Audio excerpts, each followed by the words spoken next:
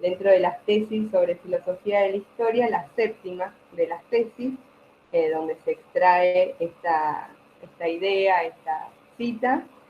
Así que me voy a referir a eso y les voy a pasar unas imágenes que después también se las puedo enviar al correo para que reflexionemos sobre lo mismo. Cuando pase las imágenes se va a cortar, o sea, no me van a ver más a mí, solo van a ver el Power. Así que cualquier cosa, si se corta o si hay algún inconveniente, les pido que me lo digan, que abran los micrófonos porque yo los voy a dejar de ver. Bueno, entonces, como les decía, Walter Benjamin es un pensador que pertenece a la filosofía contemporánea, nació en 1892, se suicida, ¿sí? Por el peligro inminente y la persecución de la fuerza y de la policía alemana. Ahora voy a leer un pequeño fragmento del texto de Arendt, de Hannah Arendt, que es su amiga, sobre ese día, muy particular. Hago referencia porque justamente tiene ese significado. Bueno, dice Hannah Arendt, el 26 de septiembre de 1940, Walter Benjamin, que estaba a punto de emigrar a los Estados Unidos, se quitó la vida en la frontera franco-española. Hubo varias razones para esto. La Gestapo había confiscado su departamento de París, que contenía su biblioteca. Había logrado sacar la mitad más importante fuera de Alemania y varios de sus manuscritos, y también tenía razones para estar preocupado sobre los otros que, gracias a los buenos oficios de Georges Bataille, habían sido ubicados en la Biblioteca Nacional antes de su ida de París a Lourdes, en la Francia desocupada. ¿Cómo iba a vivir sin una biblioteca? ¿Cómo iba a ganarse la vida sin la extensa colección de citas y fragmentos que se encontraban entre sus manuscritos? Además, nada lo atraía a Norteamérica, donde la gente, tal como solía decir, no hallaría en él otro uso que el de ser mostrado de un extremo al otro del país como el último exponente europeo. Pero la ocasión inmediata para el suicidio de Benjamin fue un inusual golpe de mala suerte. A través del armisticio acordado entre Vichy France y el Tercer Reich, los refugiados de la Alemania nazi, tal como se los llamaba en Francia, corrían el peligro de ser devueltos a Alemania solo si eran opositores políticos. Para salvarse de esta categoría de refugiados y de señalarse que esta nunca incluyó a la masa política de judíos, que luego resultó ser la más peligrosa, la que más peligro corría, Estados Unidos había distribuido un número de visas de emergencia a través de sus consulados en Francia. Gracias a los esfuerzos del Instituto de Nueva York, Benjamin estuvo entre los primeros en recibir dicha visa en Marsella. Además, pronto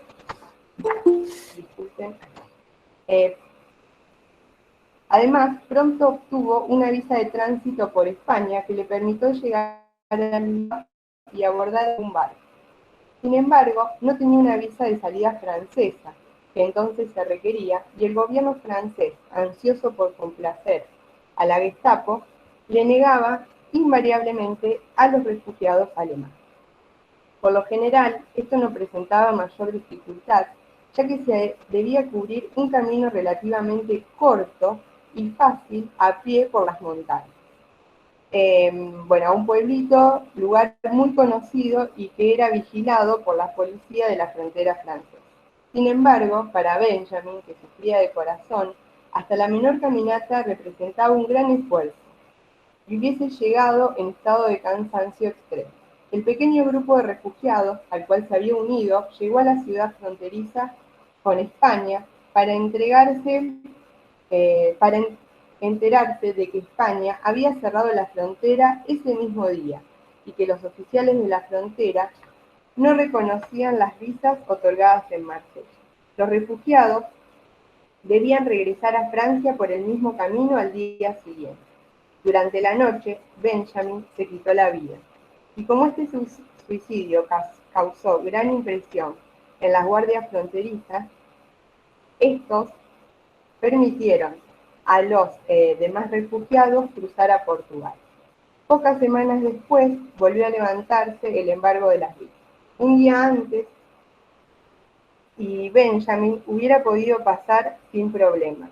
Un día después, la gente de Marsella había sabido que en ese momento era imposible pasar a través de España. Solo en ese día en particular era posible la catástrofe.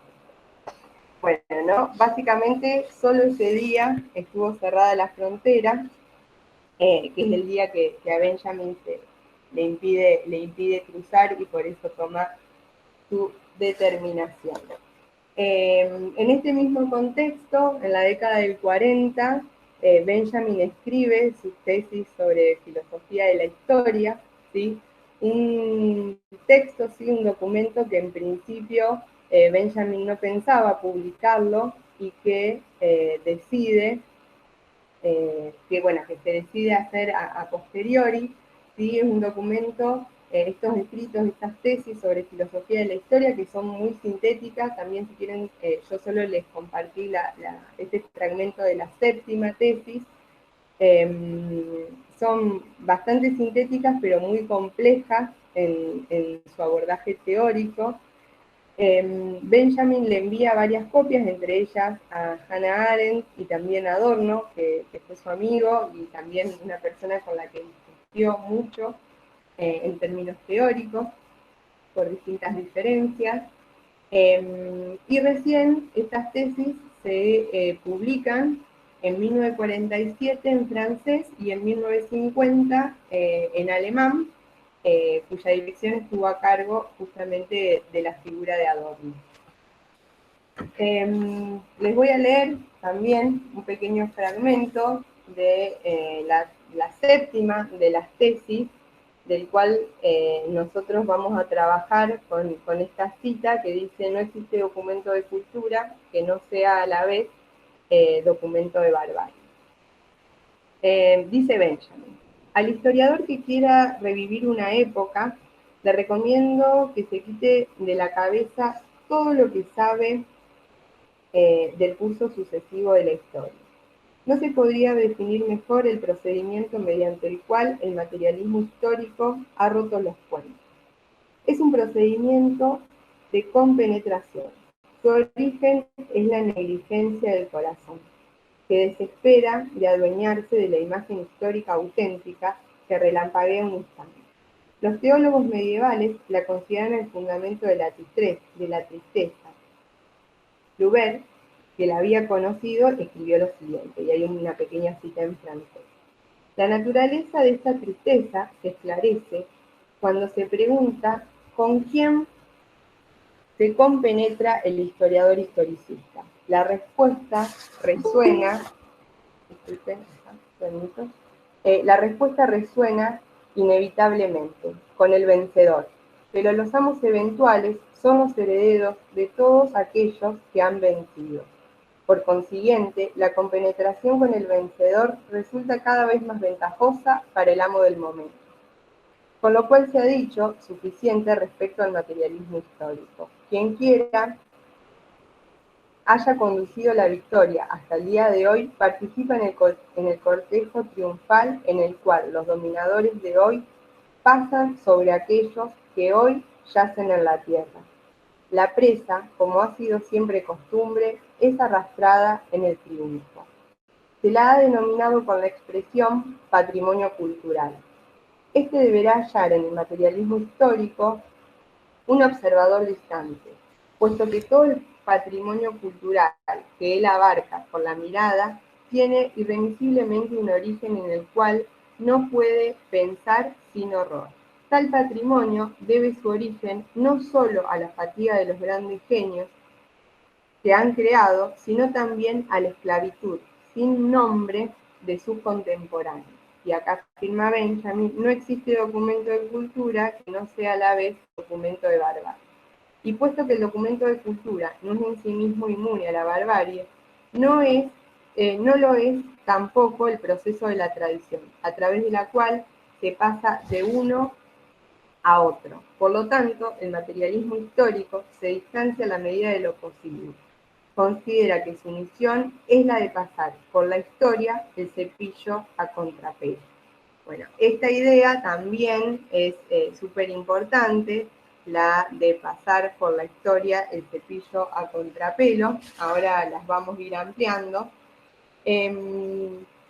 Bueno, como primera cuestión, ahí Benjamin se está disputando con la tradición, ¿sí? Con la tradición historicista. Básicamente nosotros cuando pensamos la historia o el sentido más hegemónico de esa idea de historia, ¿sí? Siempre pensamos, en un proceso lineal, ¿sí? Donde los sucesos de algún modo se encadenan unos con otros, ¿sí?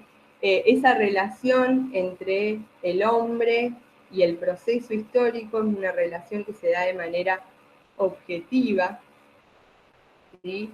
Donde también, digamos, ese hombre se relaciona con esos hechos de manera neutral y, de algún modo, esa historia sí tiene un sentido, ¿sí? Ese sentido, en general, es lo que pensamos con esa idea de fin, ¿sí? En un sentido teleológico, es decir, la historia se desarrolla siempre de un modo progresivo, ¿sí?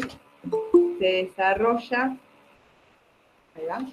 de manera lineal, ¿sí? Evoluciona, siempre tiende hacia algo. ¿Sí? Acá con Benjamin, o sea, nos vamos a pelear con esa idea teleológica y positivista, que es la reinante y que ya en otras oportunidades del curso la hemos trabajado, ¿no? El positivismo va a atravesar todas las disciplinas, incluso también la historia. Es la reinante, es la hegemónica, es la que más prevalece, ¿sí? Es la forma en que nosotros, disculpen que estoy admitiendo compañeros, es la forma en que nosotros estudiamos, ¿sí? Nuestra historia cultural, ¿sí? En general es la forma más tradicional de comprender el proceso histórico. Bueno, acá Benjamin se va a pelear con esa tradición teleológica y positivista y va a proponer justamente esta noción de cepillar la historia a contrapelo, así como termina esta tesis, ¿sí? Esta séptima tesis. Esa noción o este ideal de cepillar la historia, no ideal, perdón, esta cita, esta síntesis de cepillar la historia a contrapelo, ¿sí? Supone en realidad distanciarnos, ¿sí? De esa manera, de esa tradición hegemónica, de poder pensar ya no la historia en términos lineales, sino también en sus discontinuidades, para poder justamente mostrar y evidenciar aquello que de algún modo permanece oculto. Porque esos grandes relatos, ¿sí? Ese gran relato que es la historia, ¿no? Se encarga justamente, como dice Benjamin, de ocultar, ¿sí? Todas esas otras historias, ¿sí? Cuando él habla, él dice que los historiadores, justamente la tradición historicista, se identifica con los vencedores, ¿no? Entre vencedores y vencidos, el relato positivista, histórico clásico, se identifica con los vencedores, y en este caso Benjamin no piensa a esos vencedores como el resultado de una guerra, ¿sí? O de batallas épicas, sino que justamente hace referencia a la guerra de clases, ¿sí? En el cual uno de los campos, que serían las clases dirigentes, no han dejado de imponerse siempre sobre los oprimidos. Entonces, esa propuesta de cepillar la historia a contrapelo supone una crítica centrada en la idea tradicional de progreso, en la idea de civilización y también de modernidad. Nosotros vamos a ver que estas tesis sobre filosofía de la historia y en particular esta séptima tesis no solo tiene una fuerte carga histórica, sino que al mismo tiempo tiene una carga política. ¿Sí? Benjamin no solo le disputa la tradición historicista, sino que además él nos muestra que todo documento de cultura es al mismo tiempo un documento de barbarie. Entonces, en esa síntesis es donde yo me quiero detener y ahora les voy a compartir un pequeño, en realidad es un power, pero que son imágenes para que pensemos en conjunto a partir de esta breve introducción sobre la tesis. Y ahora, denme un minutito. Bien, bueno, buenísimo porque es lo que tienen que ver. A ver si Bueno. aprieto Enter. Sí, la entrada. Bien, ahí. Sí. La tercera diapositiva. Sí, Estamos Perfecto. viendo la tercera diapositiva. Perfecto. perfecto. Esperen que acá se me repitió 2 veces la misma. Y a la izquierda de mi pantalla están todas las diapositivas. Claro, Bien. aparece todo el resto. Ahí hay un interior del museo donde aparece un busto. Sería la cuarta. La cuarta, exactamente. A mí no se me cambia. Ustedes en el Power lo ven cambiado, o sea, pasó Sí. la imagen Está periférica. la Está cuarta. pasando. Sí, Está la bien. diapositiva Sí, van 4. cambiando. Bien. Bueno, y ahora, Quinta. Una serie de vitrinas. bien. Bueno, muy bien. Ya ahí algunos de ustedes me fueron señalando algunas cuestiones. Ubicaron rápidamente que se trataba del Museo de la Plata, ¿sí? Sí. Básicamente son imágenes que extraí de ahí, ¿no? Hay una imagen del frente y luego una imagen periférica, ¿sí? Donde se ve parte de la ciudad y también, bueno, se ve toda la cúpula y demás del museo. El ingreso, que es como señalaba Patricio, donde está este busto, ¿sí? Y después una de las secciones del museo, que es la de las láminas, la de las vitrinas. Bueno, hasta ahí, sí, el museo, no sé si alguien tiene alguna referencia del Museo de la Plata, pero en principio todos podemos acordar que se trata justamente de un cultural, que es justamente el hecho de ser un museo. El Museo de la Ciudad de La Plata se lo conoce con el nombre de Museo de Ciencias Naturales y conviven, ¿sí? Tanto la biología como también la antropología. Hay una sección del museo que está destinada a esta disciplina. O sea, algo que para nosotros en la actualidad nos llamaría la atención, ¿no? Porque para nosotros la antropología no es una ciencia natural, sino una ciencia social, ¿no? Forma parte de ese grupo de ciencias humanas o de ciencias sociales. Sin embargo, el museo tiene una lógica y justamente como fue fundado a fines del siglo XIX, básicamente el museo se construyó en paralelo a la ciudad de La Plata. ¿Sí? Toda ciudad, a fines del siglo XIX, para ser catalogada como tal, ¿no? Para entrar en ese imaginario social de considerarse como bueno, una ciudad cosmopolita y demás, uno de los requerimientos que tenía era tener un museo de ciencias. Entonces, Perito Moreno, Francisco Moreno, que lo solemos conocer con su apodo, ¿no? Perito Moreno dona parte creo que, si mal no recuerdo, es su casa, el predio, y construyen el Museo de Ciencias. Francisco Moreno no solo formó parte de la fundación del Museo de La Plata, sino que también fue su primer director. Perito Moreno no solo fue el fundador y el director del Museo de la Ciudad de La Plata, sino también fue un científico argentino y conformó con otros personajes relevantes de la época expediciones al sur. ¿Sí? En estas expediciones y también pensando en el contexto de la década fines del 80 y del 90, la campaña al desierto y la construcción del Estado Nacional Argentino, ¿sí? Estoy pensando a finales del siglo XIX. Muchas comunidades y muchos representantes de las comunidades originarias de nuestro país fueron traídos al Museo de la Ciudad de La Plata. ¿Sí? Ahora les voy a compartir otra imagen, me dicen si la ven. Sí, un cacique araucano. No es Arauco, bueno, sí, es Tehuelche, Ah, te vuelta. ¿ya?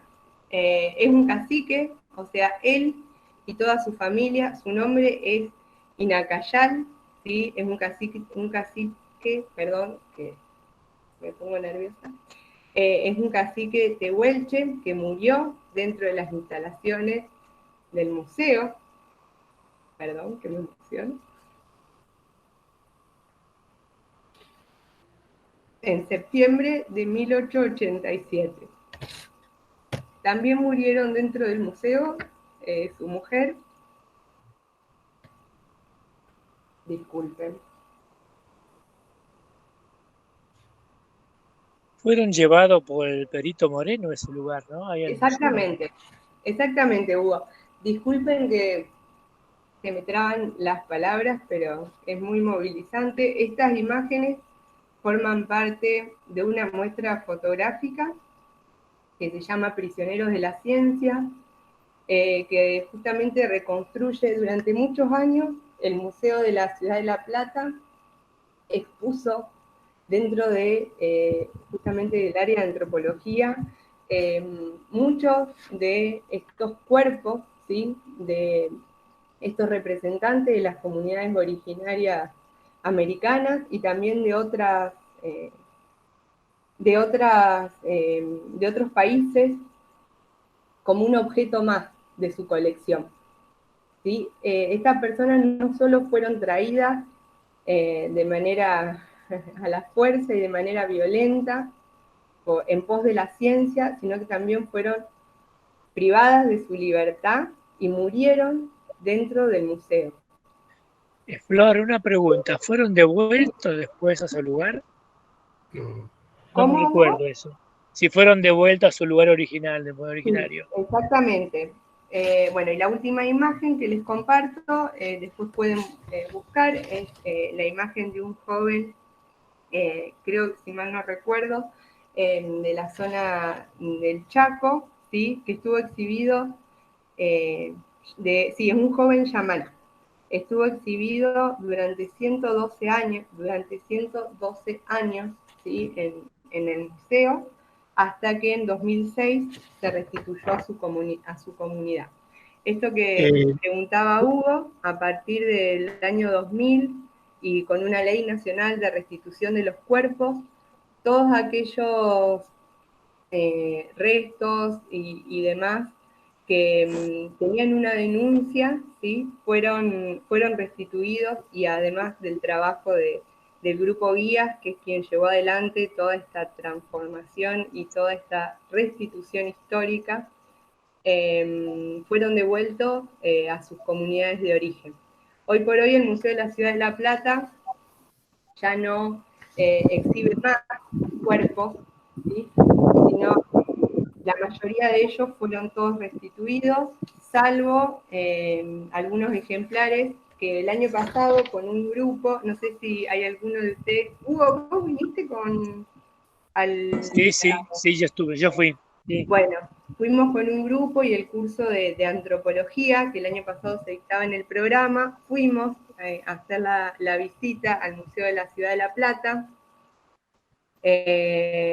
y si mal no recuerdo, la única momia, por llamarla de algún modo, que se exhibe en la actualidad es una perteneciente a una comunidad de Islas Canarias, pero porque no tiene denuncias previas. Bueno, esto es justamente uno de los sentidos a partir de los cuales podemos interpretar la expresión benjaminiana en la barbarie. Trastes, exactamente, ¿no? Pensar en museo, creo que a partir de esto los museos no nos van a dar lo mismo, o por lo menos a mí no me dieron lo mismo, ¿no? De cómo a veces uno entra a un museo, ¿no? Y ¿qué se encuentra? Todo lo que entra a un museo es por definición un objeto. Entonces un poco las preguntas que me hago y les hago, ¿no? Si todo se puede mostrar, ¿sí? ¿Desde qué lugar pensamos la identidad y si todos tienen derecho a ella? ¿Sí? Y cómo también la ciencia, porque digo, esta es una deuda que tienen las ciencias sociales, ¿no? Porque siempre es como, y esto es algo que nosotros estuvimos trabajando a lo largo del curso, cómo a veces la filosofía le disputa al discurso científico sus tesis, ¿no? Pero acá la antropología, la historia, digamos, son ciencias sociales que han acompañado todo este proceso, ¿sí? Que han legitimado, como aparece ahí en la tesis sobre filosofía de la historia, el discurso de los vencedores. Seguro. Hoy sigue habiendo el mismo conflicto con las momias del Museo de las Altas Cumbres en Salta. Exactamente. Seguro. Exactamente. Sí. Tienen 4 momias, por las tres famosas, más una muchacha también, que esa está en exhibición permanente. Exactamente. Los 3 niños los exhiben por turno. Sí, la van rotando, igual. La pregunta, Sí. ¿no? ¿Cuál es el límite? O sea, porque obviamente durante todo el siglo XIX y principios, bueno, del siglo XX, porque recién estos procesos son a partir del 2000, siglo XX, principios del siglo XXI, ¿no? Aparece este proyecto de ponerse a pensar qué es eso que se exhibe, ¿no? ¿Quiénes son esos que se exhiben? Cómo el cuerpo también forma parte de nuestra identidad. O sea, y lo que se ha hecho, estas personas que eran traídas al museo eran estudiadas e investigadas y, digamos, como cualquier otro objeto que entra al museo, ¿no? Y esta necesidad de contar de algún modo cómo formaban parte de ese pasado primitivo, ¿no? También muy sujeto al orden positivista. Flor, ¿No? Sí.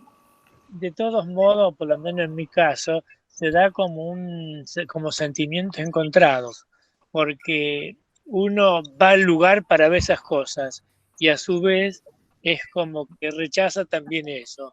Es medio como que es difícil poder ¿no? Encontrar algo que, sí, pucha, porque yo voy al museo y quiero ver cosas y me encuentro con eso y realmente me da una sensación que me choca. Y por otro lado, lo quiero ver, ¿no? Exactamente. La Sí. sala de las momias del Museo Británico es Ajá. la más concurrida de todas las salas. O en cualquier Sí. sala caminás cómodo y en la sala de Sí. las momias vivís empujando gente. Sí, sí. Sí, Tienen sí, todo. Se han afanado la historia los ingleses. Se han llevado todo Egipto a Inglaterra. Bueno, también eso, No solo Egipto. con Miru cuando hablábamos de este café, también hablábamos de eso, ¿no? De la expropiación. O sea, bueno, hay mucho por eso digo, termino de última y seguimos la reflexión. Disculpen que, bueno, mi sensibilidad, hay veces que es difícil, bueno, mantener la mirada objetiva. Bueno. Por eso es difícil, ¿no? Son los sentimientos encontrados que uno tiene. Sí, por eso creo que también la propuesta de Benjamin apunta a poder también, de algún modo, romper esos sentidos legitimados de la historia, ¿no?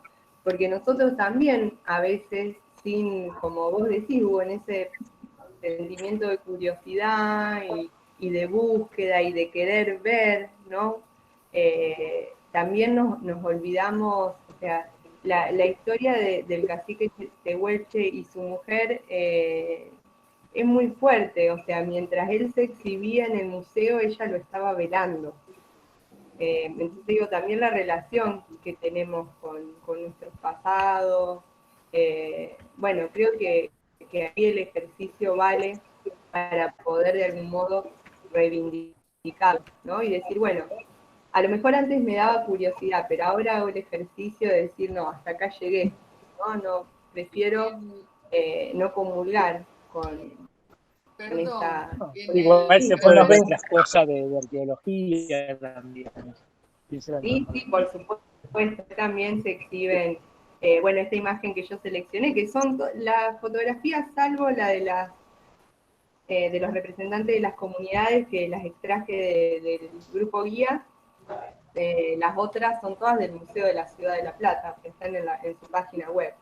En el canal de Producciones Argentinas, CINEAR, hay un documental muy interesante de este tema que tiene que ver con la restitución de una india guayaquí. Primero su pueblo, o sea, que es de la frontera entre Chaco y Formosa, bueno, hacen todo el relato. Y bueno, estás hablando de Damiana, ¿no? Porque, ¿cómo, perdón? ¿Me estás hablando de Damiana? Sí, Damiana, ¿lo viste? Qué interesante, me conmovió Sí. profundamente, La historia... porque además le dan, aparte de darle entidad, su historia, sus sentimientos, o sea, todo lo que tiene que ver con un ser humano toma forma, porque si no era un resto, estaba en una caja, sus restos, ¿no? Y viene su pueblo a buscarla. Se los recomiendo porque es precisamente mucho con este tema y se trata toda esta problemática, ¿no? Pero está muy interesante y muy bien documentado. Damiana se llama. Sí, la historia... Gracias, Flor, por recordármelo porque no me acordaba del nombre de la chica. Favor. En el curso de antropología se dio el fin de semana. Ajá, qué bueno. Bueno, sí, la historia de Damiana también... bueno, ella después de muerta, cuentan los científicos de la época, que tenía muchos impulsos y deseos sexuales. Entonces, una vez muerta, se encargaron de despedazarla y de abrir su cráneo para ver si podían ubicar qué era esto que hacía de ella una mujer de y bueno, y su historia también. Bueno, tiene que ver con este mismo. No recuerdo si Damiana pasó por el museo. Tendría que volver a revisar la bibliografía. Pero bueno, es en el mismo contexto. También muchos de los representantes de las comunidades originarias fueron llevados a Europa, a los zoológicos de aclimatación humana, y exhibidos también.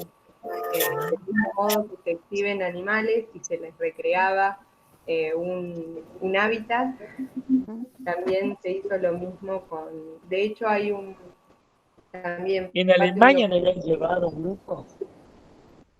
Como hubo un poco más fuerte. ¿No fue un grupo a Alemania que había pedido una parte de los estudios? Exactamente. Hay parte de un fragmento, ¿se acuerdan que el año pasado lo vimos al final del curso sobre los Ekman? Y esta búsqueda de un representante de la comunidad, de la restitución de sus cuerpos, de sus, digamos, de miembros de sus aldeas que quedaron en Europa. No sé si se acuerdan, después en todo caso se los puedo volver a compartir. Y bueno, y el segundo documento de barbarie que tengo para un poco fuerte, pero bueno, por eso como les decía hoy al principio, con Benjamin la intención es que podamos apropiarnos de la historia, que podamos, digamos, esa relación entre historia y política que es tan fuerte y que se la debemos.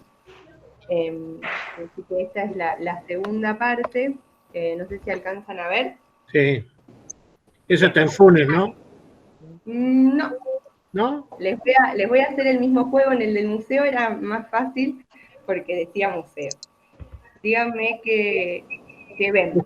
Es un centro de clandestino de detención, sin duda. La escuelita. Bien. ¿De dónde está? Un campo de concentración. Sí, un campo de concentración. Municipalidad de Ah, perdón, ahí vuelvo. Faimayá. Sí. Bien, exactamente. Nuestra historia. Bien, muy Nosotros bien. tenemos acá cerquita, ¿no? En Funes, la que yo la confundí. Ujú, La quinta de Funes. exactamente. Yendo por la ruta vieja, Sí.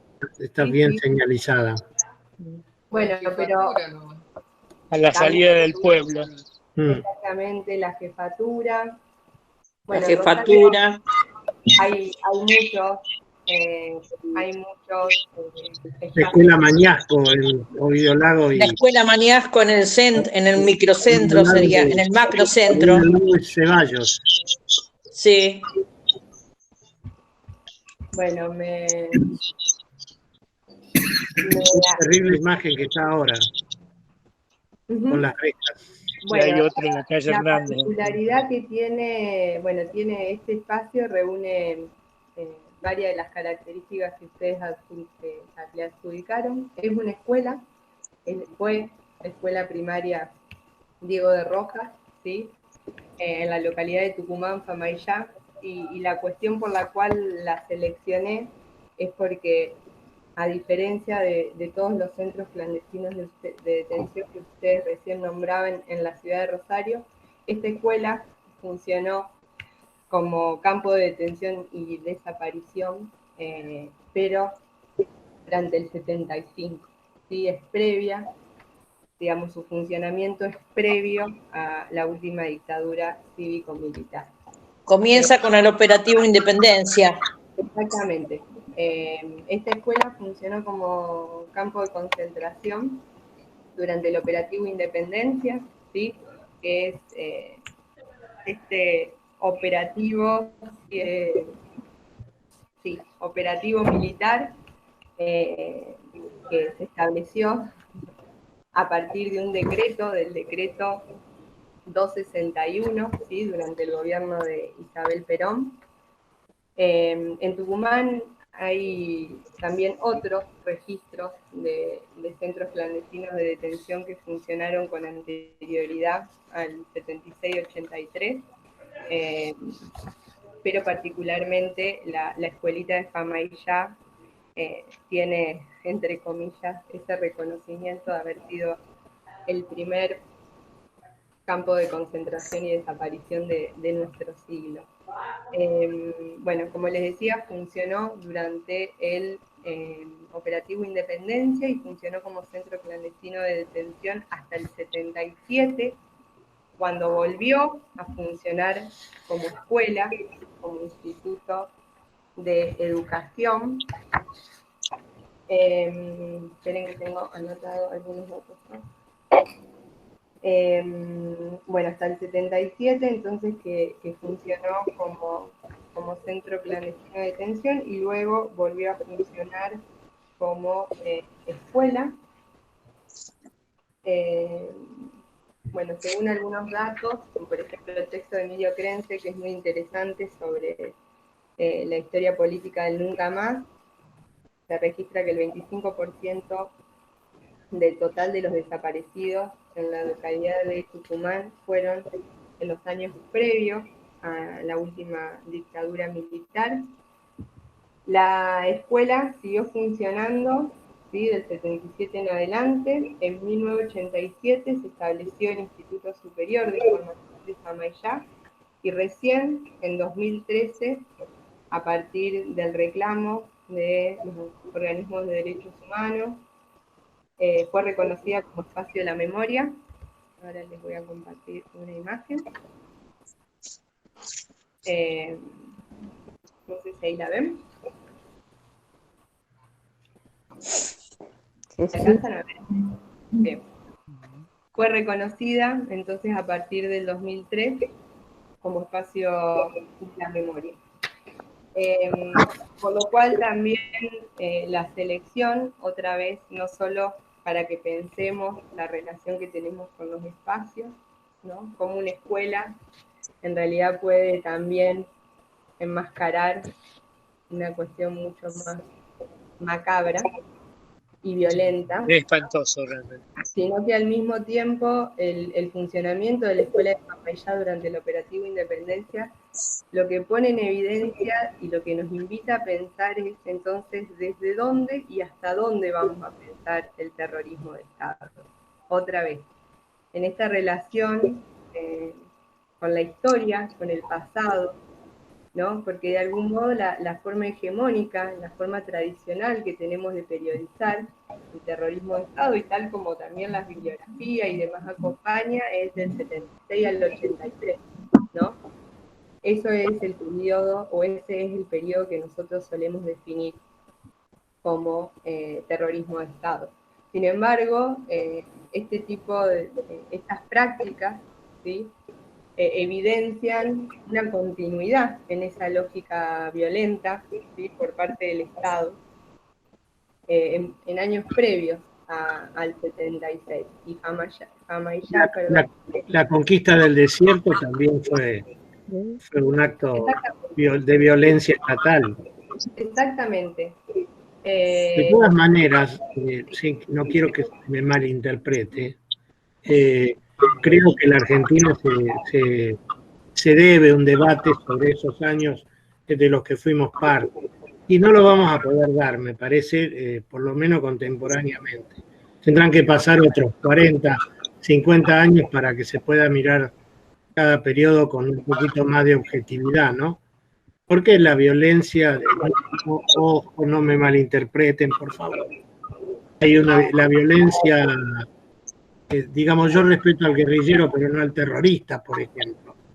El tipo que se juega la vida en un enfrentamiento, ese tiene valor para mí. El tipo que pone una bomba y te aleja, ese ya me lo empiezo a cuestionar. Sí, pero en este caso De todos también modos, tendríamos... todavía está muy vigente el tema de los Kwon en todo lo que es Formosa, Chaco, y se le debe mucho. Sin embargo, son maltratados y cómo son tratados en este momento, ¿no? Se los maltrata, se los golpea, se los mata, se los culpa de cualquier cosa. Sí, sí. Yo creo que va más allá del hecho de que del guerrillero, del terrorista. Yo creo que va a una base que es el tema de el respeto por el otro, el respeto por los derechos, si corresponde castigo que sea como corresponde, pero no con esos elementos digamos, como el caso de los Kwon, como el caso de este avasallamiento, muchos temas por el tema de tierras, que todavía en Salta se vive, o sea, las comunidades son que todo se haga como corresponde, eso es lo que se pretende. No con el uso de la violencia y muertos que generalmente son de un solo lado, porque es el lado más débil, entonces bueno, habría que ver. Esa violencia se manifiesta, pensemos la violencia que se está manifestando en la quema en las islas. Lo que se está haciendo en este momento es tan comparable, porque se han matado fauna, pobres bichos que vivían en paz y fueron por motivos, vaya a saber por qué motivos, erradicados de manera tremendamente violenta, ¿no? Exactamente, sí. Creo que por ahí el hecho de apropiarnos del pasado, siempre a partir del presente, no creo, Patricio, que tengamos que llevarlo tan al futuro. Yo creo que es un ejercicio que nos debemos.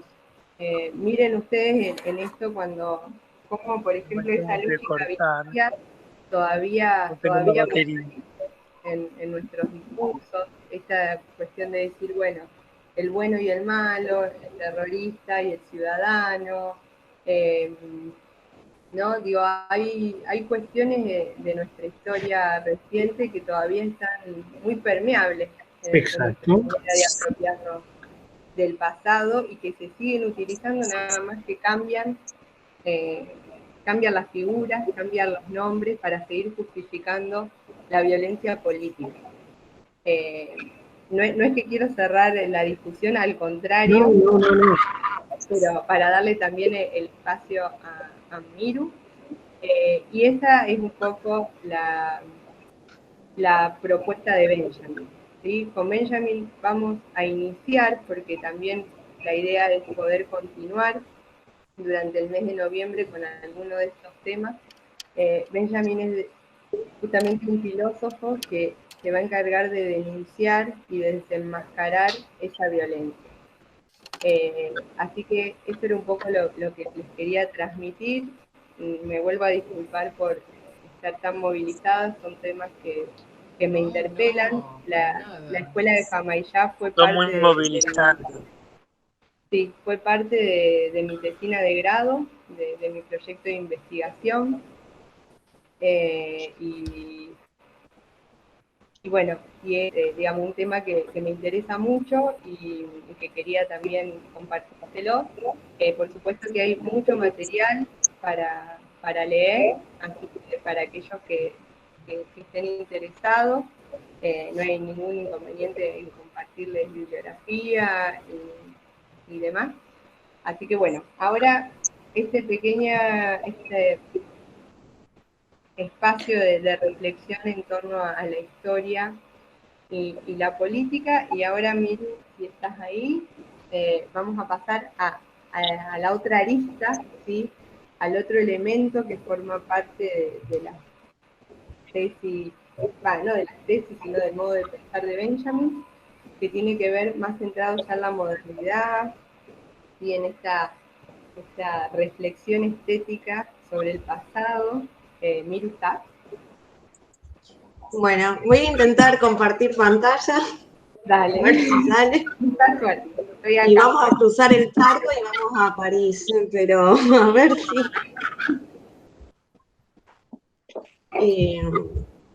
Ay, Dios. Estás abajo a la derecha, para mí. Sí, sí.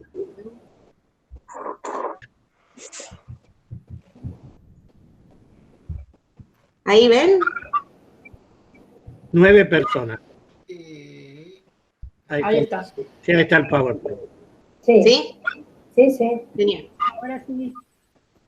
Bueno, lo que vamos a ver ahora, así como cortito y sencillito, porque lo que tiene Benjamin, que no es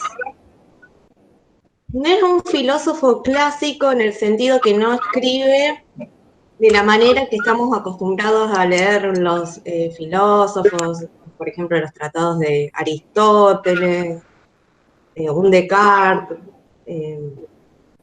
Benjamin lo que tiene en su escritura, que es bastante a veces difícil, pero mezcla también con componentes de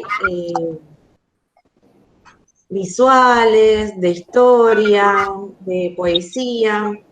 Entonces, a lo mejor en las lecturas de los textos de Benjamin no vamos a encontrar, bueno, mi hipótesis es tal y los argumentos, sino que hay que hacer todo un recorrido a lo largo de la obra y lo mejor es acompañarlas con imágenes.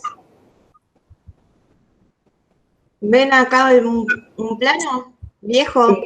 Sí, sí, sí. Esta es París en el siglo XVI. Con un estilo más medieval, porque si pueden ver, hay como un contorno de una muralla. Ajá, sí, sí. Y van a ver, bueno, todas cuadras súper irregulares.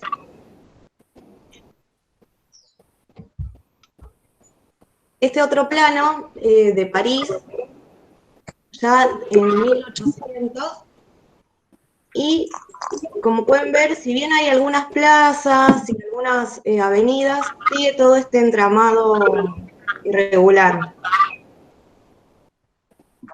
Por ejemplo, acá haciendo zoom, en una de las islas, se puede ver, no sé si se llega a ver, si no, intento hacer zoom. Sí, se ve, se ve. ¿Ahí se ve mejor? ¿Un poquito mejor? Sí, sí. Bueno. También, las cuadras totalmente irregulares, con pasajes que no tienen salidas. Y lo que hay en este contexto, que es en el siglo XIX, grandes proyectos urbanísticos. ¿Qué vamos a hacer con esta ciudad? Se preguntaron. Y está el proyecto de Haussmann, no sé si lo pronuncio bien, que es el encargado de hacer esas grandes avenidas que se conectan varios puntos en la ciudad de París, que a ver si tengo una acá, que creo que puse. No puedo cambiar. A ver. Bueno, este es el París antes de las modificaciones. Ahí se ve mejor. Antes de las modificaciones urbanísticas, con todas estas callecitas chicas, pequeñas. Uy, me estoy yendo. ¿Se ve bien más o menos? Sí, las sí. imágenes? Sí. Sí. Bueno. Y no sé dónde está la de las grandes avenidas, creo que no la puse, pero por ejemplo pueden buscar en internet y ponen París, avenidas, bulevares y les va a salir lo que quiero decir con avenidas súper grandes conectadas entre ellas. Bueno, este es el París que está ahí en medio de algo medieval y en medio de la revolución industrial y el capitalismo, que ya cada vez está más fuerte. ¿Qué se empieza a hacer en este momento, en este siglo XIX? Es, por ejemplo, Benjamin menciona los pasajes. Son galerías cerradas, con muchos negocios. Si pueden ver a la izquierda la imagen, dice, de un lado dice café, del otro lado creo que es un lugar donde venden revistas, y voy a hacer zoom, a ver si se puede ver con más detalle. Las personas que están en estos pasajes cerrados, con iluminación, son personas que están bien vestidas, hay presencia como policial o militar, pero todos nos indica entonces que es para una clase social determinada. ¿No les parece? Sí, sí. Ujú. Bien. ¿Qué pasa? Cuando se quiere renovar la ciudad en París, lo que va a haber es que en esas fotos que vimos antes se van a demoler, se van a crear grandes avenidas, se van a crear estas galerías y va a desaparecer una cuestión que a lo mejor no la estamos viendo, pero con el fin de urbanizar una ciudad, de hacerla más bonita, incluso después Benjamin va a comentar de participar de exhibiciones de la ciudad y ver todo su progreso, su luz, su brillo, sus lujos. Detrás de eso hay también cuestiones políticas, como evitar las barricadas, evitar que el centro de París se llene de gente indeseable, y ahí van a ver varios personajes como los vagabundos, las prostitutas, los locos, los pobres. A su vez, estaba en un principio, si bien se iban a hacer estas modificaciones dentro del casco histórico de París, a la izquierda pueden ver un estilo de arquitectura que es para viviendas sociales. No sé si se ve, pero son ámbitos con muchos espacios, pero todos amontonados. Como esos al estilo que nosotros tenemos con Avi, sería algo parecido a eso.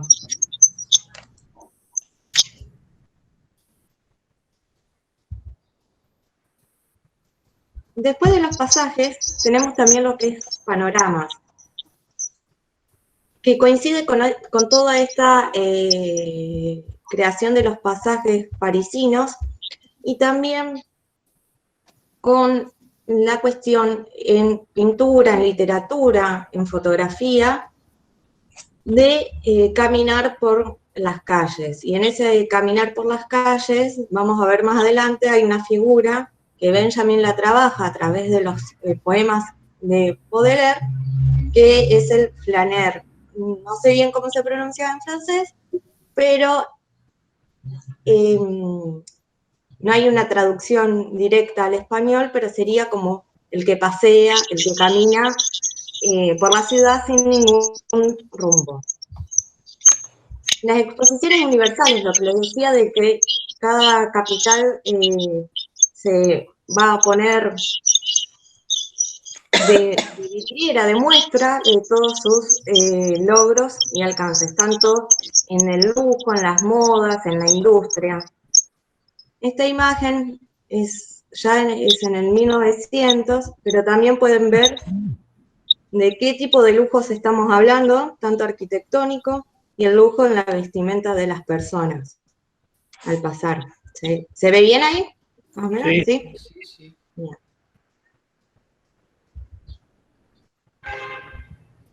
El interior también para Benjamin va a ser un lugar, pero de tensión, entre dos mundos, entre el mundo privado y el mundo exterior, el mundo donde uno va y sale y va hacia el trabajo.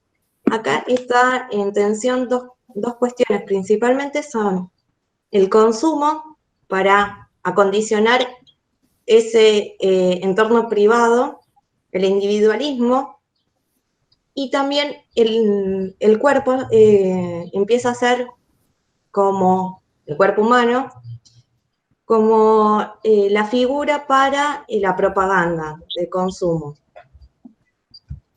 Y empieza también la cuestión del arte moderno, o también el arte nouveau, como esta imagen que vemos a la derecha, que es de Mucha, no sé cómo se pronuncia, y van a ver varias imágenes así, de este estilo, si lo buscan. Y las calles de París, concretamente, son las calles de Baudelaire, de este poeta que Benjamin retoma a lo largo de sus obras. Y acá en París, lo interesante es que se transforma en un objeto estético de la poesía lírica. ¿Y qué quiere decir esto? En filosofía, generalmente, cuando hablamos de la rama de estética, hablamos sobre qué es lo bello, qué es el gusto, qué es experimentar el arte, no desde un punto subjetivo de decir me gustó o no me gustó, sino las consecuencias que se tiene de esa contemplación estética que podemos llegar a tener. Y el flaner en Baudelaire, según Benjamin, como dice acá en la cita, está aún en el umbral, tanto de la gran ciudad como de la clase burguesa. Ninguna de las dos ha podido con él todavía. En ninguna de ellas se siente en casa. Busca su asilo en la multitud. Y es en la multitud y es en la calle donde esta figura se va convirtiendo, tanto para Benjamin como para Baudelaire, en el héroe moderno. ¿Y por qué? Porque esta persona que pasea, deambula por las calles, no solamente ve los lujos, no solamente puede llegar a consumir los objetos o las mercancías que se le venden, sino que también puede llegar a ver lo que no se quiere ver, lo que se oculta en esas calles que todavía no han sido derrumbadas, la marginalidad, la suciedad, los vicios, la decadencia, la melancolía. Bueno, y acá hay una imagen, se me pasó esta diapositiva de orden, pero para que vean cómo las calles se empiezan a ensanchar y la gente puede caminar más tranquila. No toda la gente, vuelvo a decir, es la burguesía que antes no salía de su casa, ahora con todas estas modificaciones puede caminar tranquila. Y a los que son marginados, los mandamos afuera, en la periferia de las ciudades, y que se arreglen ellos solos, no nos importa. Esta era la lógica de aquel entonces. Lo que pasa disfrazada con un proyecto de embellecer la ciudad, nada más. No es hoy. ¿Qué? No es hoy eso. Es que, bueno, eso es lo que tiene Benjamin. El ejemplo que les damos, que es el de pasado, se puede revivir. Y lo pueden pensar ustedes, incluso en Rosario o en donde estén. ¿Qué pasa?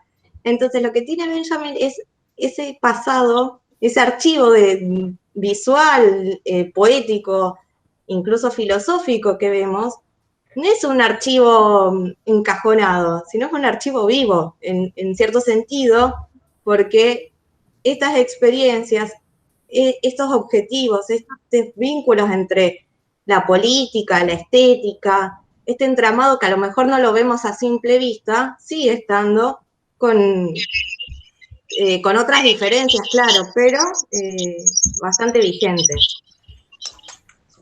Perdón, Bueno, sí, quiero decir algo. Todo ese plan de Haussmann, o sea, lo que pasa es que es más interrelacionado con, por ejemplo, no me salen las palabras, me trago mucho. Por ejemplo, con la salida, o sea, con otros, no me salen rubro, bueno, no quería hablar porque sé que me empiezo a trabar, pero quiero decir la idea, que no es una cuestión solamente estética, tiene que ver la sanidad, tiene que ver lo policial, que también sí es todo movimiento que va acompañando a la época. Se va viendo lo sanitario, la policía, el control, o sea, es todo de diferentes actividades, diferentes disciplinas, digamos, ¿no? Entonces, por ejemplo, lo de relativo a la sanidad, abren todas esas avenidas porque el concepto de salud es diferente a lo anterior, entonces sí París era una ciudad muy chica, muy racimada, y esas avenidas abren y dicen que es para airear la ciudad, para hacerla más sanitaria, digamos, más saludable. Después, por el lado de lo que tiene que ver con la policía, porque por esas épocas también empiezan a aparecer lo que es la policía actualmente, antes no existía, el control. Bueno, y también los movimientos sociales, tiene que ver lo económico, tiene que ver todos los movimientos sociales, las represiones, y entonces por ese lado también dice que lo que sería la policía del momento, cómo accede a eso que era tan cerrado. Entonces, lo que era la París antigua.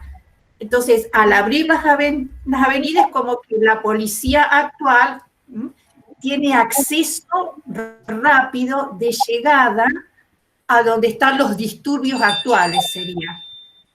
O sea que no es una sola mirada, sino yo creo que es interactivo de cómo todo se va relacionando en la vida y uno lo despedaza, pero para analizarlo, pero en realidad todo se va dando al mismo tiempo y es multidisciplinario.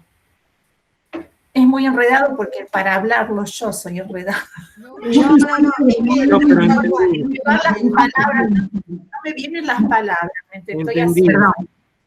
Yo quisiera quedó claro lo que dijo Florencia antes, respecto a lo que vale o no una vida humana. A mí me duele mucho cuando en nuestra ciudad, en la actualidad, se cuentan los muertos por una balacera, pero es un ajunte narco, pero fue en el otro barrio, y parece como que no está pasando 50 cuadras.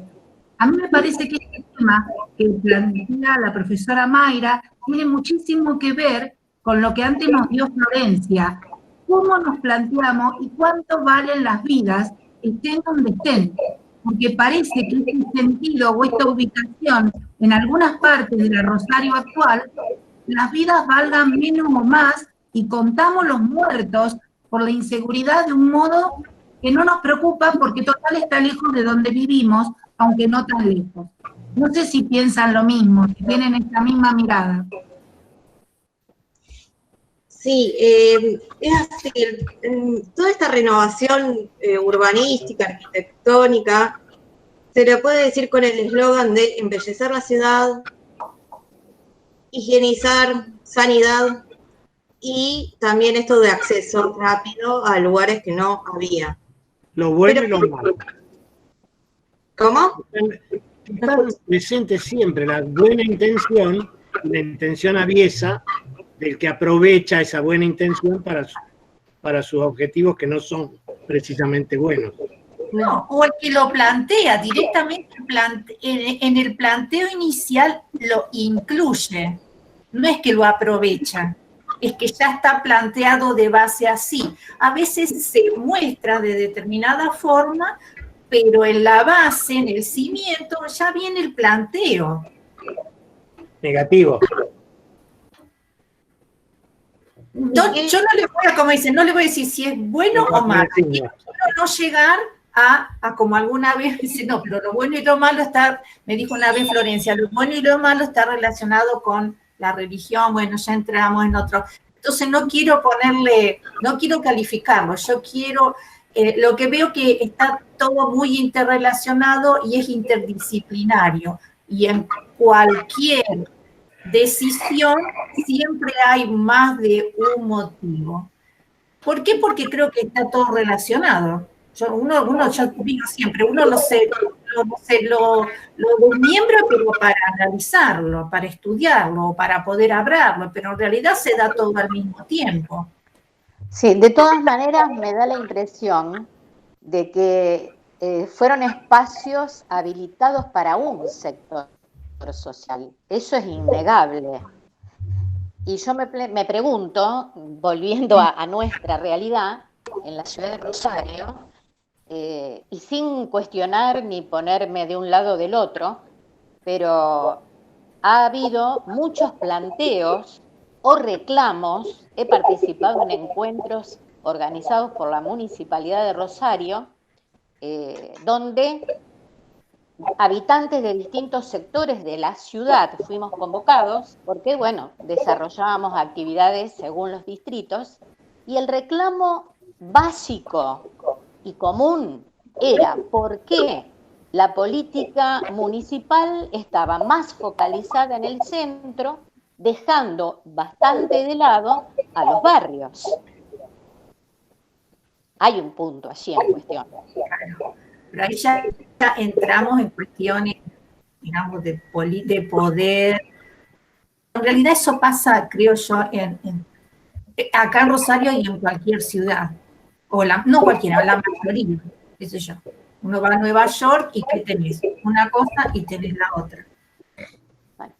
Hace un tiempo fui a Lima y también yo ya había ido hace muchos años atrás y digo yo, ¡ay, qué linda que está Lima ahora todo! Y de repente por ahí dije, uy, pero yo la otra vez que fui, había en el centro, estaba todo horrible, perdón por el comentario, pero la gente meaba en la calle y todo, y había un montón de los que ellos llaman los cholos, ¿cierto? Y ahora eso no se ve más. Y entonces yo después me dije, ¿y dónde está esa gente? ¿Qué hicieron? No conozco, pero evidentemente ha habido un trabajo. Para uno será bueno, para otros será malo, pero ¿qué hicieron? Acá la ciudad linda, la que usa determinada gente, la que se muestra al mundo, la que es para el turismo, y a ellos los han puesto en otro lugar, que yo ni los vi. No sé dónde están, pero están, porque nosotros sabemos que hay pobreza. Para mí siempre es eso, ¿viste? Las disputas, quién tiene el poder, quién tiene el dinero, ya entramos en esas cuestiones. Y es bueno, el tema no es naturalizarlas, pasa porque no se naturalizan, porque sí, si no nos quedamos con que es así y así está bien, no, más allá de que esté bien o está mal, digo, pasa por una cuestión de justicia. Claro, ¿no? Por eso digo, yo los derechos de los ciudadanos son para todos, o sea, todos tenemos iguales derechos. Sí. Derechos a una vida digna, ¿no? Por eso, pero es un cambio de mirada que tendríamos que hacer todos, pero sabemos que son humanos y no todos lo compartimos. Podemos trabajar en pos de, pero siempre, yo en ese sentido soy escéptica, yo creo que está dentro de la naturaleza humana eso, y eso va a existir siempre, y deberemos ir trabajándolo como para para que sea en lo que uno vulgarmente dice, bueno, para el bien, pero eso está, para mí está dentro de la naturaleza humana. Tenemos que minimizarlo, pero está. No hay que quedarse con eso de la naturaleza humana porque es peligroso. Porque si naturalizamos la naturaleza humana, lo que vamos a estar es en justificativos incluso biológicos. Pero no, por eso te digo, seguro. Entonces, eso es peligroso. Yo creo que discúlpenme porque no quiero que se interprete. Yo creo que hay que trabajarlo, pero creo que es parte de lo que nosotros somos. Hay que trabajarlo, hay que concientizarlo y hay que mejorarlo, no hay que dejarlo libremente porque estamos en una sociedad, pero tampoco hay que desconocerlo. Porque por eso Benjamin habla de que la historia la escriben los vencedores y que por eso hay que redimir al pasado, ¿no? Hay que meterse más allá de lo que uno ve y estudiar y investigar y analizar y no quedarse con una apariencia ni dejarse llevar. Pero eso está. Yo no digo que esté bien, pero digo que está en nosotros. Porque cuando cuando estaban hablando de los indígenas y todo eso, yo decía, sí, hasta dónde uno los mira, en pos del conocimiento. Yo creo que había una diferencia en los dos ejemplos que se hablaron, que se mostraron. Porque me parece que con los indígenas había en ese momento algo de búsqueda de conocer, del saber. También estaban los otros intereses, pero había eso y es diferente a lo de la represión. Pero yo digo, ¿y hasta dónde porque uno sigue viéndonos y a uno le interesa? Y como por ahí decían, sí, está mal que uno mire las momias, pero uno las quiere ver igual. Entonces, pero por respeto uno no las debería ver, pero sin embargo uno las quiere ver. Y bueno, deberíamos replantearnos eso también. A eso replanteo, porque hay un accidente en la esquina, ¿viste? ¿Y qué hacemos? Todos, digo, bueno, generalizo. Bueno, pero hay un montón de gente mirando. O sea, por eso eso sería una cuestión morbosa. Eso tiene que ver con el morbo. A eso me refiero, hay cosas que están dentro nuestro y que deberemos aprender a manejarlas de otra forma. Pero Mónica, sí, tiene que ver con quien escribe la historia. Pregunto, Mónica, ¿hay alguien que esté absolutamente libre de morbosidad? ¿O en todos nosotros de alguna manera existe una mayor o menor tendencia a la morbosidad? Una mayor o menor tendencia a la morbosidad, creo que sí. Es más, todos tenemos luces y sombras. Obvio. Cuando la compañera habla de las sombras, bueno, hay que conectarse con las propias sombras. Igual ahora estamos, me parece, viendo otra cosa más que luces y sombras. Bueno, el compañero me hizo una pregunta y estoy... Sí, no, está bien, pero digo que va un poco más allá, me parece, ¿no? Cuando digo, refiriéndome... Si me permitís, tiene que ver con una cuestión de conciencia, de toma de conciencia. Sí. Van por ese lado, entonces. Mayra, te estás aburriendo. Sí. No. Lo que no quiero es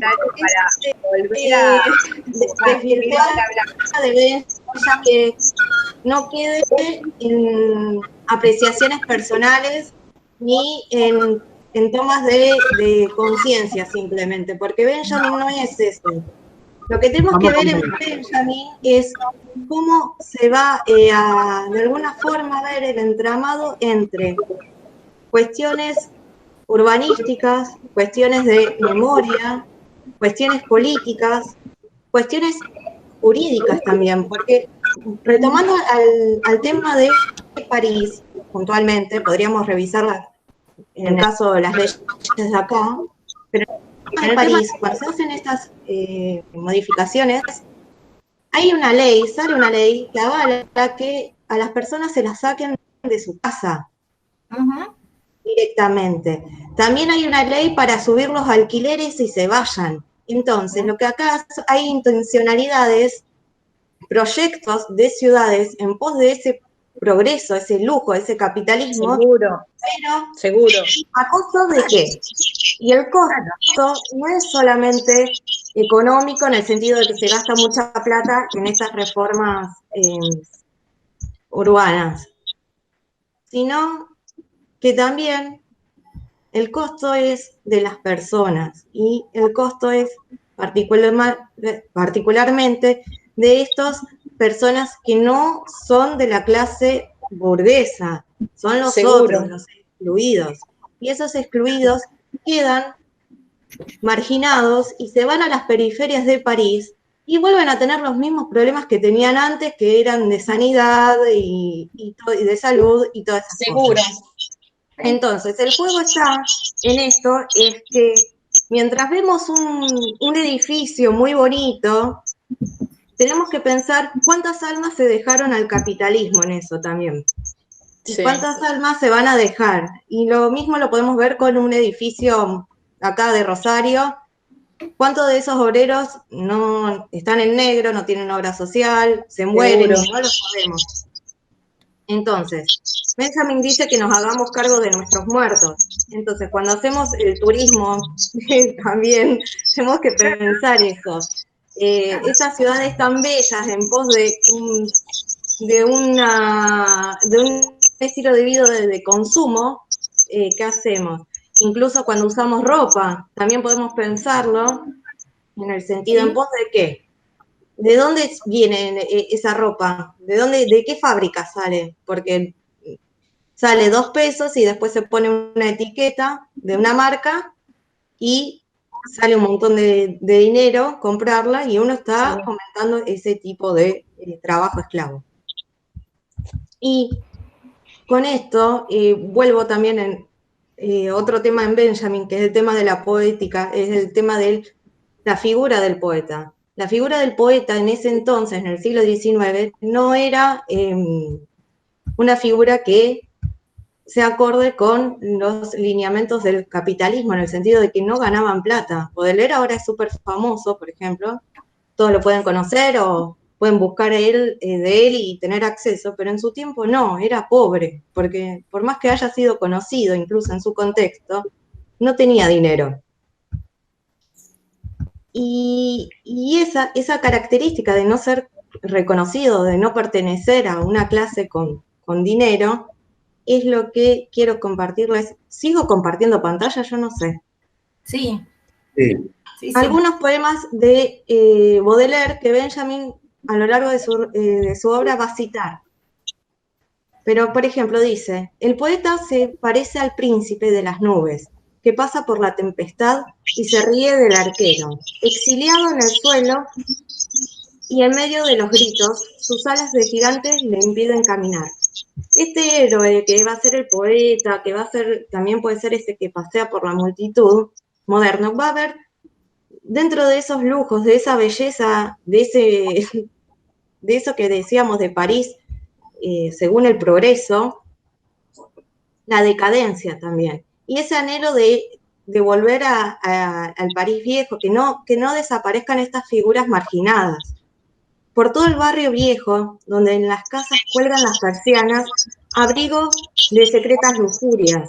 Todo lo que estaba prohibido, entre comillas, el juego, el alcohol, las prostitutas, las lesbianas, están en las calles parisinas. Y eso es, de alguna forma, lo que se pretende tapar o dejar en el olvido. Cuando el sol cruel pega con los rayos redoblados sobre la ciudad y los campos, sobre techos y trigos, voy a ejercitarme solo con mi fantástica esgrima. El poeta acá también utiliza la metáfora de esgrimista, o de aquel que va con sus palabras, va al choque, va también de alguna forma pintando esos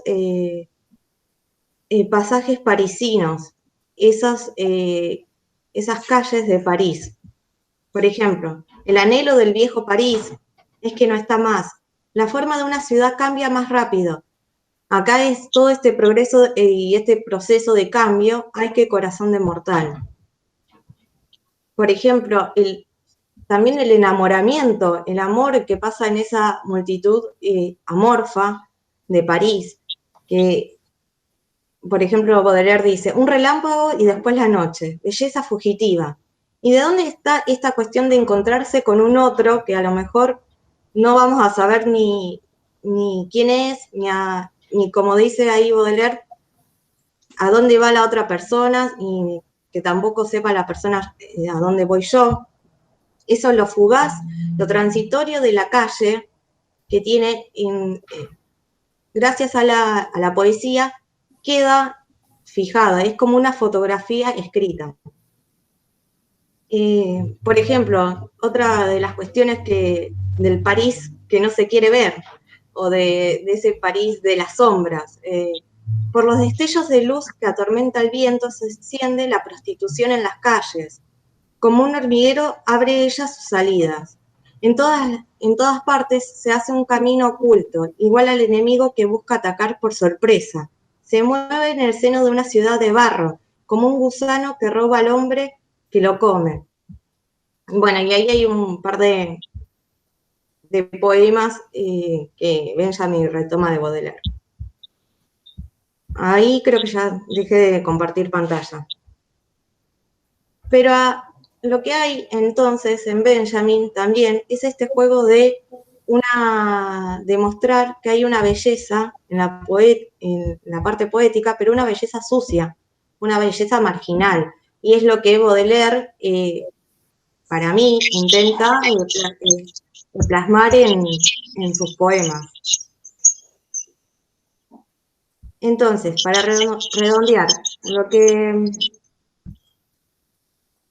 hay que tener en cuenta en Benjamin es que todas estas cuestiones del arte, de creación, van a servir también como formas de denunciar, de hacer ver visible esas cuestiones de lo que no es agradable, lo que es incluso hasta vomitivo, horrendo, de una sociedad.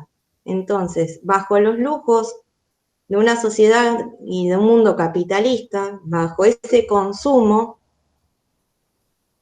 lo que se va a ver es que a través de la poesía o de la fotografía, se va a ver ese intento de ocultar al otro marginal, al otro que no entra en la lógica capitalista que se quiere mostrar lo bueno, lo bello, las obras que avanzan en pos de salud, de bienestar, pero no se va a mostrar lo que está marginado, lo que hay detrás, los oprimidos. También está la obra de Víctor Hugo, Los Miserables, que puede graficar muy bien todo eso. Son todas figuras que el capitalismo, si bien necesita de ellas para sobrevivir, que el capitalismo pretende ocultar. Y esto se puede ver, y volvemos también acá a la realidad actual, en las cuestiones urbanísticas que se hacen ahora, o esto que ustedes comentaban, bueno, vamos a poner lindo el centro, le cambiamos las baldosas y ponemos unos arbolitos y queda genial, y después 15 kilómetros caminando y vemos gente que está en situación súper desigual, que no tiene acceso ni al agua potable, o incluso en el mismo centro bonito que podemos llegar a caminar, hay gente en situación de calle. Y esas cosas, esas tensiones conviven. Y lo que hace Benjamin es retomar de todo este archivo una especie de denuncia, si se puede decir, de lo contemporáneo que se escapa. Me parece que hay. No sé, Flor sabe más de lo contemporáneo, pero me parece que va por ahí. Bien.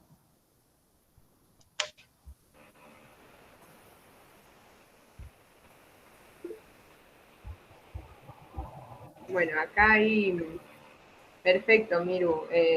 Sí, yo creo que complementando tu idea, creo que Benjamin abre esta dimensión en la filosofía, como aparecía recién en la charla, esa posibilidad de que la cultura, la historia de una época y los modos de relacionarnos no son ni naturales, ni son productos del azar, sino que siempre hay decisiones. O sea, por eso el discurso de Benjamin es un discurso que está atravesado por la política.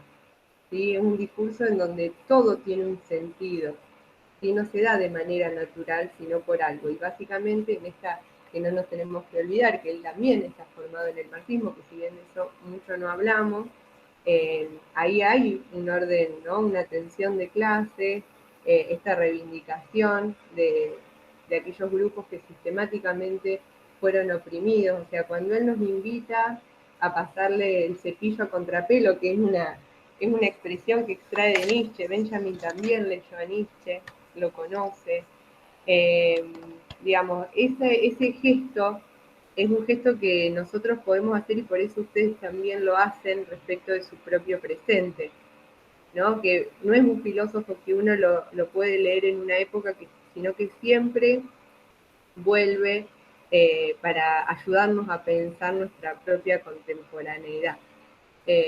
Esas figuras, ¿no? Esas imágenes de los oprimidos, de los vencidos, ¿no? Digamos, por lo general no tienen voz, ¿no? No se visibilizan porque la historia tiende a homogeneizarse, ¿sí? A homogeneizar esos discursos y a dejarlos de lado, ¿no? Como yo hacía hoy el ejemplo de la escuelita de Famaillá, ¿no? En el poco estudio que tuve mientras fui al colegio sobre la dictadura militar, en general tendemos a justificar la violencia en esa lógica de los dos bandos o de los dos demonios, a decir, bueno, había violencia enfrentada y básicamente el terrorismo de Estado se reduce a determinado periodo histórico, ¿no?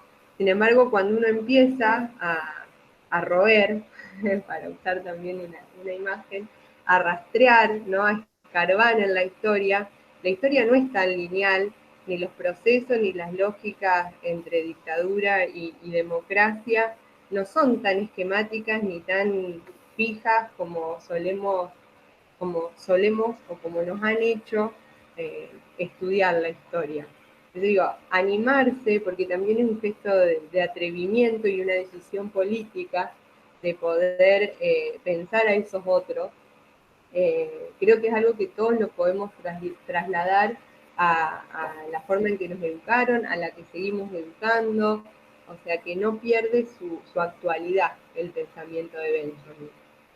Y por eso también la intención de que lo conozcan, que obviamente, como también pasa acá, no tenemos por qué estar todos de acuerdo ni llegar a una conclusión, ¿no? Sino simplemente eso, saber que hay otras maneras, que hay otros, ¿sí? Por lo menos abrirnos a la pregunta, que siempre es un poco lo que trasciende del curso Filosofía a la Carta, ¿no? Abrir. Acá Cristina ve el chat, lo dejé un poco, los escucho. Acá Cristina dice, roer en la historia es bueno siempre y cuando tengamos claro el para qué, me parece.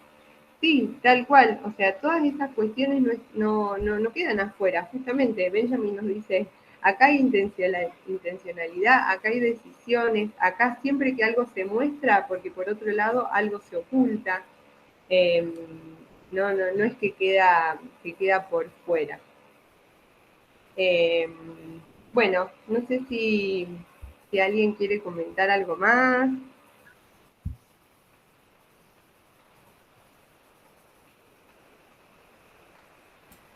Sí, digo, roer en la historia y roer en nosotros mismos también. Sí, tal cual, por eso digo, también nos interpela a nosotros de manera individual. Por eso yo también hay cosas que me tocan, por más que quiera hacerlo más objetiva y tener en cuenta que esto es una clase, hay cuestiones que nos interpelan a todos de manera individual y también de manera social.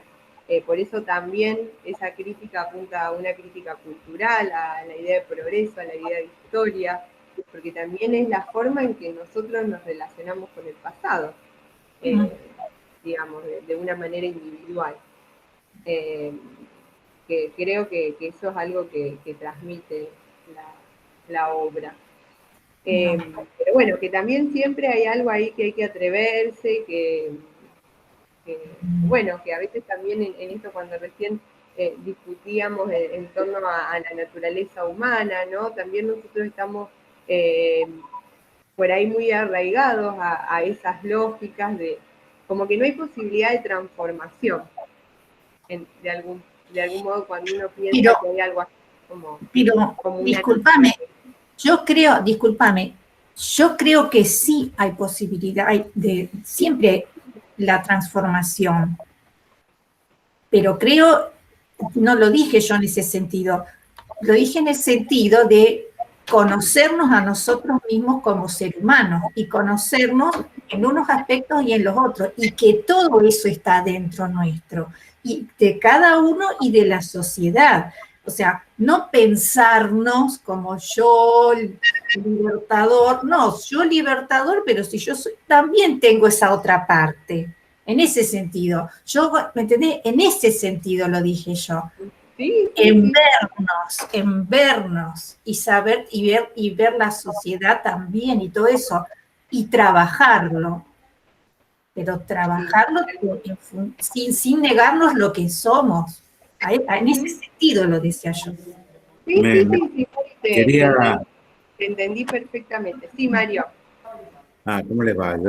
Es difícil poder hablar porque hay muchos compañeros y compañeras que son muy, muy activos y están permanentemente. Pero yo, en primer lugar, decirles que la verdad que lo veo re positivo el café, porque será porque el personaje que hoy nos convoca, que Benjamin lo permite, pero la verdad que un poco tengo la impresión, se los comento a ustedes, de que estos filósofos que aparecen, no sé si uno los llama de la modernidad para acá, comienzan a involucrar su pensamiento con la realidad. No digo que lo otro no sea real, pero permiten ponernos a pensar cosas que tienen que ver con qué nos pasa, cómo somos, cómo actuamos. Y lo otro me da la impresión, a lo mejor seguramente ustedes que saben más que yo, en este sentido me lo van a corregir, pero qué sé yo, uno mira los presocráticos, parece que es otra el debate que ellos abren. ¿Será que los momentos también, bueno, también en esa época estaba la esclavitud y una diferencia social, pero sin embargo poco analizan sobre las problemáticas sociales, ¿no? Así que yo la verdad que no he leído demasiado sobre Benjamin. Me encantó un libro que leí, terminé hace poco, sobre mi infancia en Berlín, que él hace unos relatos fantásticos, recuerda y escribe, ya cuando es adulto, de sus distintos momentos de cuando era niño, y cómo visualiza un montón de cosas, pues, este tipo entiende de la vida, ¿no? Y lo transmite y lo escribe. Así que yo digo, es re interesante esta discusión que se abrió. No creo que podamos terminarla, pero me parece que nos permite pensar mucho acerca de la vida que estamos llevando, cómo la vemos, esta cosa terrible que se han hecho con los pueblos originarios. No se puede explicar bajo ningún sentido. Yo digo, si mañana vienen, no sé, una compañera decía, bueno, pero si es con motivo de estudio, de aprender, a lo mejor pueda servir. Imaginemos que mañana vengan habitantes de la Luna y nos encierran en una vitrina para estudiarnos. No creo que estaríamos muy contentos, ¿no? Los de la luna querrán estudiarnos, dirán estos bichos raros, pero los que quedan ahí en la vitrina es terrible. Desde cualquier lugar que uno lo mire, pero también en este sentido, es como que, digamos, toda la visión de esa ciencia, no sé cómo llamarla, la antropología, o no sé qué era lo que se estudiaba, o cómo, para ver cómo eran, qué bichos raros eran, desde cualquier lugar que te pares, no hay forma de poder explicarlo y justificarlo. Llevarlos a París, ¿no? La verdad que me parece terrorífico. Bueno, no, es para hablar un montón, pero decirles que me pareció magnífico el debate que se abre con un filósofo como Benjamin, y también no para pasar un poco pero digo, la actividad docente, la elección del filósofo y la forma en que fue abordado por ustedes me parece realmente muy importante. Así que yo estoy re contento. Sí. Pero podemos seguir discutiendo, ¿no? Sí, son tan amorosos. Sí, nos tenemos que encontrar. Bueno, Miru, no sé si alguien, o Miru, alguien quiere decir algo más antes. Bueno, a mí me parece que Luis quiere hablar, o Marilén, o no, que llevan los dos al mismo tiempo. Muy interesante, siempre hay que ver el pasado y nos tiene que servir para cambiar el presente, dentro de lo que podamos. Y en todo hay luces y sombras, y da para mucho el debate. Muy interesante. Y en algo presencial sería más interesante todavía. Pero bueno, se hace lo que se puede en todo. Bueno. Y nos agarraríamos los puñetes presencial. No, por favor. Bueno, una manera de decir. Estudiamos intensamente.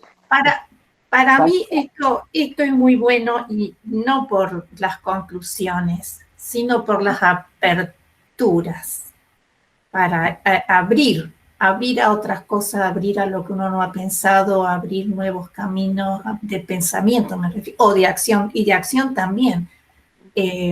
Pero en esto que nosotros hacemos, para mí no es importante las conclusiones. Aparte que son cosas que siempre quedan muy abiertas y que no hay una respuesta única. En esto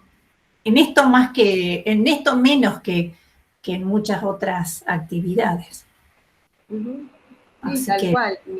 Y creo que está bueno, Mari, porque uno ahora, después de tener estas lecturas, no le da lo mismo. El centro, el museo, ¿no? Como que nos interpela. Por lo menos, o sea, tal vez no todos, porque también uno cuando dice, bueno, no sé si todos los museos, todas las ciudades, ¿no? Pero hay cierta impronta, cierta línea que aparece, que cuando uno se encuentra con estos textos, bueno, después ya no nos da lo mismo, por lo menos uno se posiciona y dice, bueno, a ver, ¿de qué se trata? Como que ya no nos venden. Claro, por eso para mí es el inicio del camino. Cuando uno ve algo, es el inicio para pensarlo, para estudiar, analizar y demás, todo el camino. Tal cual. Bueno, sí, también habría que verlo desde el punto de vista de lo que dejan, más allá de las intenciones o no que hayan tenido en su momento. Porque si uno piensa en los parques de París hoy, o sin ir más lejos, en el mismo Parque Independencia, de acá de Rosario, que siguió esa onda, digamos, que venía de París, que en un momento se pensó como un lugar de igualdad social, pero en la práctica lo usufructaban la élite local, ¿no? Pero 50 años más tarde, 60 años más tarde, y en el presente, es algo que disfrutamos hoy. Entonces, la construcción de una ciudad, digamos, yo no la vería tanto como las intenciones, digamos, de los hacedores de diferentes épocas, sino la ciudad que se hace hoy y la que podemos hacer. Justamente la ciudad es el resultado de lo posible, no de un ideal. Entonces, desde este punto de vista, uno no castigaría y no se enojaría, digamos, con gente que hizo lo que hizo en su momento, sino ver lo que podemos hacer hoy, ¿no? Por hacer una ciudad más justa y democrática, vivible y también linda. Claro. Es que la sociedad también fue cambiando. Y entonces eso también permite que nos vayamos apropiando en este caso de la ciudad de otra forma. Mira, no sé, yo digo, la verdad es que No sé si está. uno tiene muchos temores de lo que pueda ocurrir de aquí en más, en el marco de Benjamin y en el marco de, porque Benjamin nos da muchas ideas para discutirlas, y en el marco de la pandemia, ¿no? Así que también estará de parte de cada uno cómo empujamos el carro para el mejor lugar, porque ahí perdón, Roberto, que no sé si alguna vez nos cruzamos, pero yo digo, ¿qué es una ciudad linda? ¿Qué es lindo?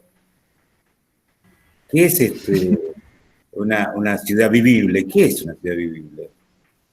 Son todas preguntas que deberíamos discutir en el marco del propio Benjamin, ¿no? Porque plantea cosas en ese sentido, cuando describe París. Entonces, nosotros deberíamos poder discutir eso, ¿no? Si lindo es que haya edificios en una determinada zona de la ciudad y en otra haya villas con la gente viviendo hacinada, sin perspectiva. Bueno, es una visión. Y en función de eso, qué sé yo, se harán planes. Uno le parece que debería haber ciudades que permitan una mayor igualdad, la máxima posibilidad de igualdad. Bueno, para eso hay que pelear. Porque no sé, no me acuerdo quién, pero yo digo, sin entrar porque es muy complejo, en la política actual, porque ahí nos metemos en un pantanal seguramente, pero depende de la chance que tienen las personas para salir de este lío económico, ¿no? Iba a decir despelote, pero no quedaba bien. Es decir, este lío económico es muy grande. ¿Y cómo hacemos para que no agudice esta situación? Desigualdades, no es menor poder conversar en un curso de filosofía, y sí, me parece fantástico. Yo por eso las felicito por abrir este análisis, esta visión, que me parece imprescindible. Yo acá, hay alguna gente que tuve la suerte de que vinieran a mi casa, y estoy en un barrio, la mayoría clase media, digamos, ¿no? Y un poco más, a lo mejor. No es mi caso. Pero decirles que hicimos reuniones de vecinos frente a la pandemia para ver si podíamos encontrar posibilidad de colaborar con muchos sectores que hoy no tienen ni para hacer una sopa. ¿Por qué así? No sé si ustedes han tenido posibilidad de...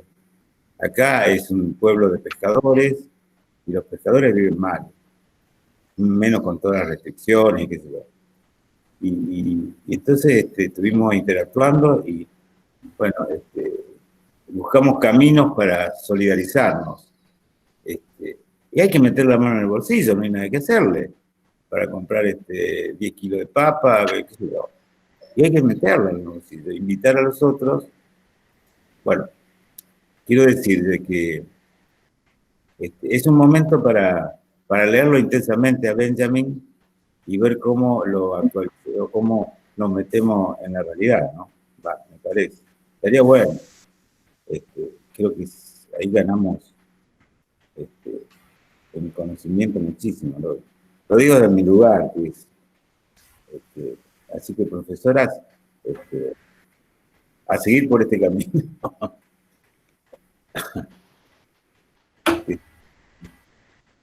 Bueno, muchas gracias, sí, Mario. Todos, a seguir leyendo y apropiándonos de la filosofía, que es lo más rico. Bueno, no sé si hay alguien más. Sí, a mí me gustaría comentar brevemente, para no hacerlo más extenso. Bueno, la filosofía básicamente nos lleva a formularnos preguntas. Eso me parece fundamental. Cuestión de que el pensamiento se torne un poco más dinámico, podamos ver desde otras perspectivas y podamos plantearnos o replantearnos algunas cuestiones. Eso para mí es fundamental. Después, con respecto a lo que vos dijiste, Florencia, que te conmoviste y te comprendo, esta cuestión de la exposición a la que fueron sometidos algunos indígenas, yo creo que el punto crítico es considerar siempre al otro como sujeto, nunca como objeto. En todo caso, podemos en un museo observar objetos, nunca sujetos, porque siempre el otro es un sujeto tal como lo soy yo, y desde ese lugar verlo y respetarlo. Y también tiene que ver con las diferencias, o sea, abrir la mente en cuanto a diferentes culturas con distintas costumbres, con distintas creencias.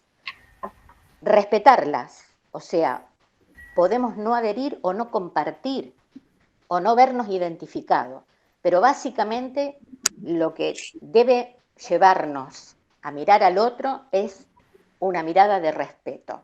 Y en esa mirada de respeto muchas veces también podemos aprender cosas de otras culturas.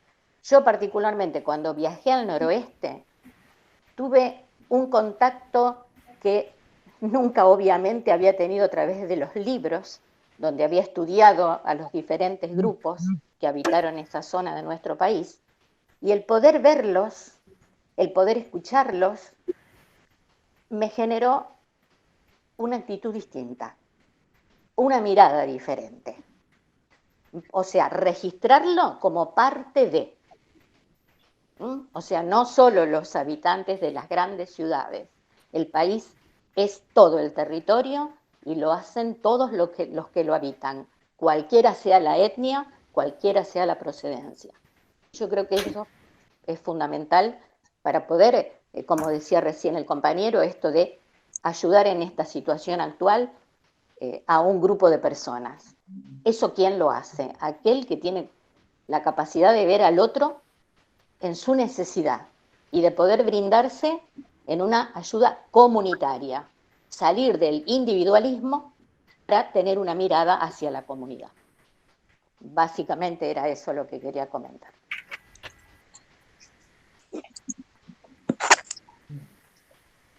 A mí me parece que estaría bueno para mí poder ver más allá de lo que veo, o sea, más allá de lo que veo con mis ojos y de lo que me enseñaron o de lo que me fueron contando, tanto en las personas que nos dieron los ejemplos las chicas como en las cosas. A lo mejor atrás de esos objetos también hay mucho para ver y analizar qué pasa atrás de esos objetos, no solo lo subjetivo, sino también lo objetivo. Y la verdad que el café me encantó con la sensibilidad que lo tocaron, me encantó. Gracias, chicas. Benjamín, me gustaría tener más bibliografías, Flor, que vos ofreciste. Sí, bueno, muchas gracias Mónica, muchas gracias Adri. No hay ningún inconveniente, hay mucha más bibliografía. También la obra de Arendt fue un poco más gráfica, como para conocer un poco más ahí el sentido de época, con quién dialogaba Benjamin y demás, pero hay otros textos también que sirven para complementar las lecturas de las fuentes que a veces, bueno, tienen esta dificultad de que son tan sintéticas y al mismo tiempo uno se quiere apropiar y no sabe muy bien por dónde comenzar. Así que sí, seguíamos bibliografía. Bueno, esperen que voy a dejar de grabar antes de irnos. Así esto se guarda. Te damos un aplauso.